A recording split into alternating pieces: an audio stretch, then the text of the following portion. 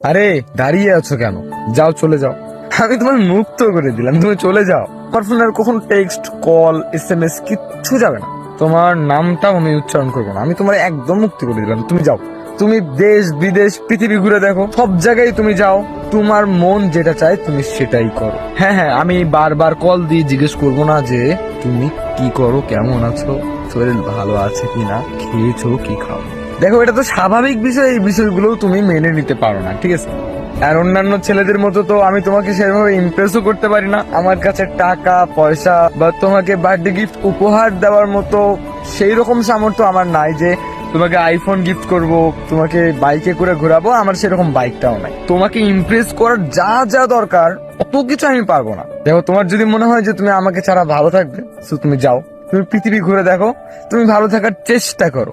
যদি ভালো না থাকতে পারো তাহলে আমায় একটা বার জানিও। হ্যাঁ, আমি তখন থাকবো। হ্যাঁ, আমি তখন অবশ্যই তোমার জন্য থাকবো। যাও, তুমি ঘুরে দেখো। আরে টাকা পয়সা সবকিছুই হবে তোমার, টাকা পয়সা বাড়ি গাড়ি, কিন্তু এই মানসিক শান্তিটা না সবার কাছে আসলে পাওয়া যায় না। দেখো, তুমি পৃথিবী ঘুরে যদি কাউকে পেয়ে যাও তাহলে আমার ভাগ্য খারাপ যে আমি তোমায় ভালোবাসতে পারি নাই, আমি তোমারে পাই নাই। তুমি যাও, পৃথিবী ঘুরে দেখো। বিশ্বাস করো, তোমার সঙ্গে হয়তোবা আমার কোনো কথা হবে না, তুমি হয়তোবা টাকা পয়সা বাড়ি গাড়ি সবকিছুই পাবে, কিন্তু আমার সামনে সবসময় দেখাবে যে তুমি অনেক হ্যাপি আছো, তুমি অনেক সুখে আছো।